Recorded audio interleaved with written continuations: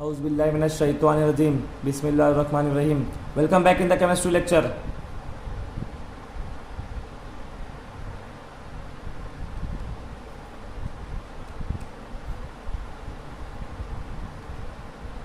Last time we have seen about the coordination number.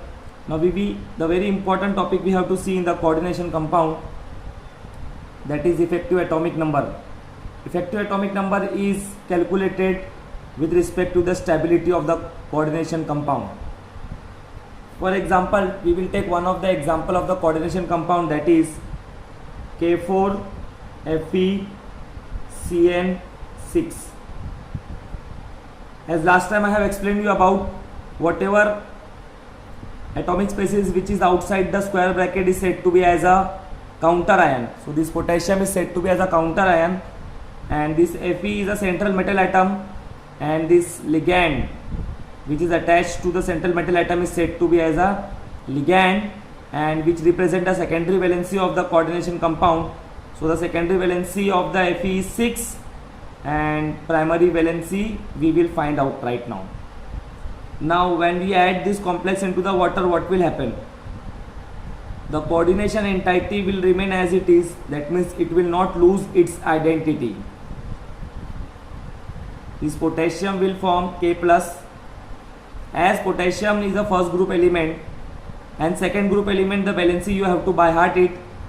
So you have to remember the valency for potassium is +1, and if the counter ion is +1, the coordination entity will be minus. And there are 4 potassium, but obvious the charge will be 4 minus on the coordination entity. So with respect to this entity, on the entity there is 4 minus. So we have to find the primary valency of the central metal atom. So we will consider that the primary valency of the central metal is X plus we have seen the charge on the cyanide ligand. This is negative ligand. We know that it is -1 into 6 is equal to -4, which is the charge on coordination entity. So the answer goes to -6 will shift over here, it will form +6. So it will be +2. So the primary valency of Fe in the K4FeCN6 is 2. Now last time I have explained you about the formula for effective atomic number, EAN. The formula for effective atomic number is Z minus X plus Y. Z is atomic number. The atomic number of the element, at least you should know, because in our course we are studying entire D block element, entire F block element, and S block element we have studied in 11th standard. That means all the blocks element we have by hearted. That is why it is but obvious that you should know atomic number. But in the board exam they are providing atomic number, but we cannot sure that they will give the atomic number. You should remember the atomic number. Mnemonics are also present to remember the atomic number. For the D block element, first series of D block element, we have a short mnemonic, that is science, teacher, very, cruel, man, free, coaching, near, cousin. Science, teacher, very, cruel, man, free, coaching, near, cousin. Atomic number 21, 22, 23, 24, 25, 26, 27, 28, 29, 30. So in this way you can by heart the atomic number of the elements. The name of the element is scandium, titanium, vanadium, chromium, manganese, iron, cobalt, nickel, copper and zinc. So in this way you can by heart all the elements. Now we are interested over here, the atomic number is 26. So Z is equal to, for here Z will be 26. X is a number of electron involved in the reduction oxidation. F will form Fe2 plus, that means the value for X will be 2.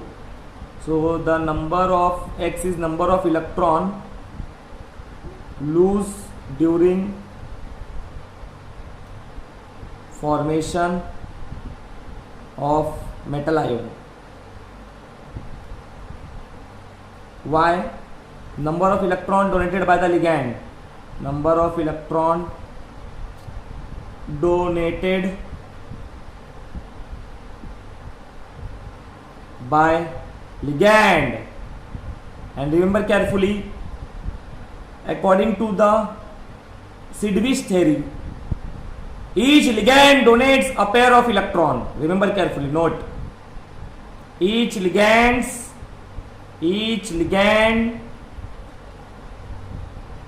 donate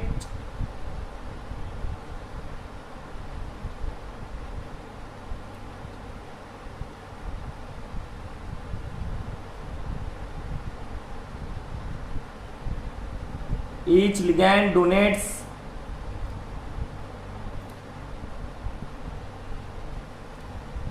a pair of electron. That means 2 electron. So here there are 6 ligands, that means 6 2s are 12. 12 electron will be donated. Now let's see finding the effective atomic number.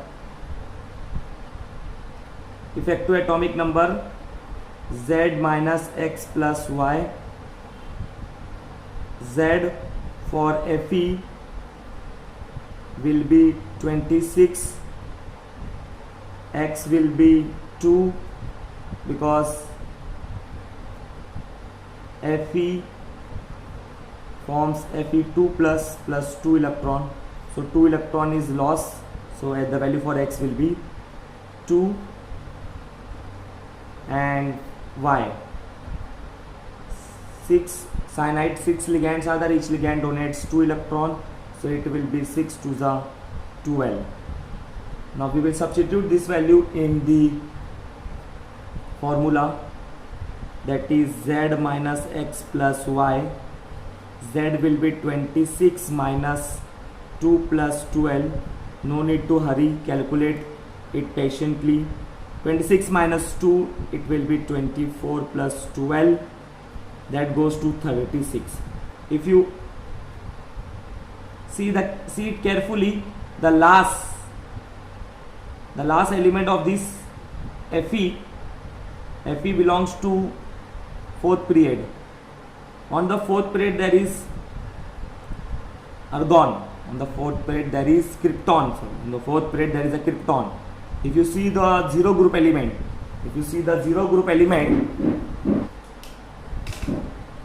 helium, neon, argon, krypton, xenon, radon. Atomic number 2, 10, 18, 36, 54, 86. You should by heart this. It's a very important series. This is zero group element. Now each element belongs to the period, first period, second period, third period, fourth period, and Fe belongs to fourth period. At the end of that, Fe belongs to fourth period. At the end of the fourth period there is element, that is krypton, atomic number 36. So that means what? Effective atomic number indicating that this metal gaining the electron by the ligand and it get stabilized by completing the electron in the outermost orbit. So that means it is showing the stability. Effective atomic number is showing the stability. But we have certain complex that do not satisfy the EAN, effective atomic number, with the zero group element. That means we have another example, that is K3FeCN6. This compound also exists, K3FeCN6. The effective atomic number for this compound is 35 and it exists, so effective atomic number cannot explain the stability of the complex. So for the stability we have to see the next concept. But in the exam they will give a complex to you and they will ask to find the effective atomic number, maybe for 2 marks or 1 marks. So it's very important. We will see many other example on the screen. That is EAN, effective atomic number. Effective atomic number is defined as a total number of electron present in the metal atom or ion after gaining the electron from the donor atom that of the ligand. Each ligand donates a pair of electron This formula we have seen last time, and now on the paper also I have explained about you the formula. So this is EANZ minus X, oxidation number of metal, that is X, plus 2 number of donor atom,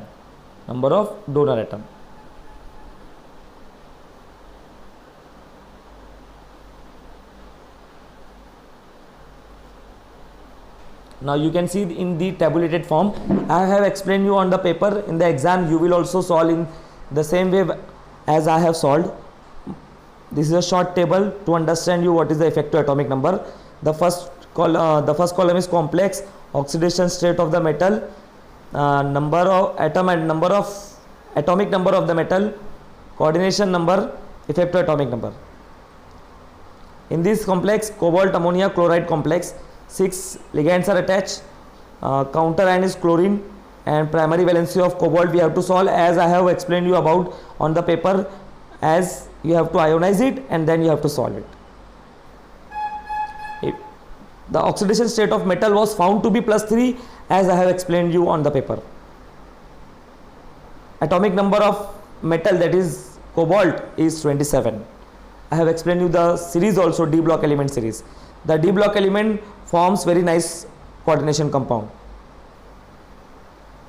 The coordination number, that is 6 ammonia is attached, that is why the coordination number will be 6. So the number of ligands, number of electron donated by the ligands will be 6 to the 12.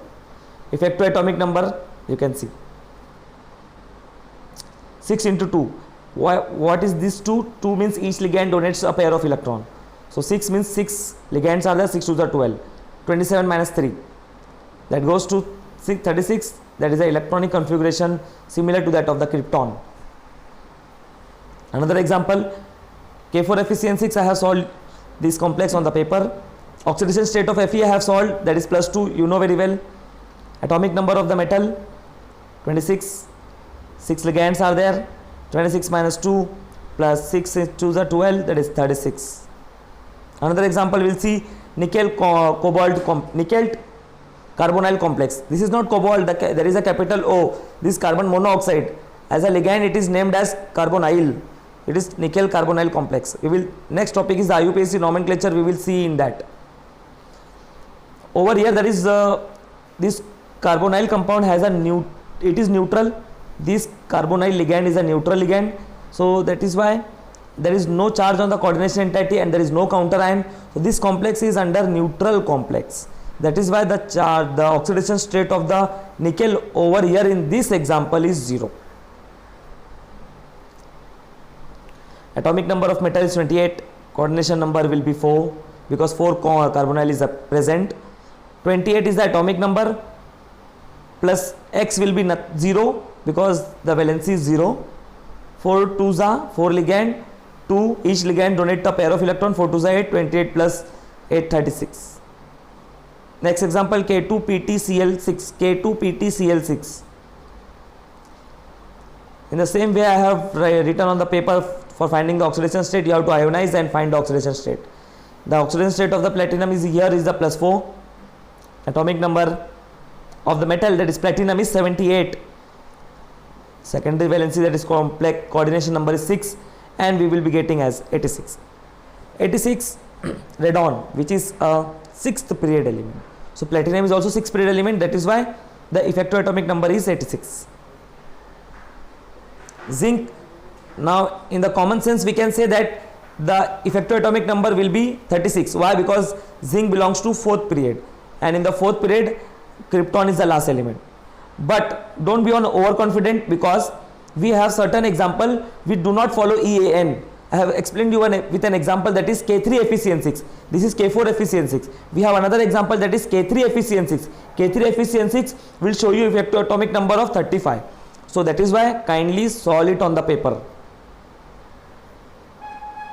Atomic number 30 of zinc, complex coordination number is 4, and again it goes to 36. So these all examples are of the effective atomic number which shows 0 group electronic configuration. Here the another example, we have platinum, different oxidation state, Pt, ammonium, 6 ligands are there, Cl4, counter ion is chlorine. Here the counter ion was potassium, +4 78, 6 ligands, 86. Thank you. Next time we will see the nomenclature. The nomenclature is very important. Next time we will understand about the nomenclature of the coordination compound. Thank you.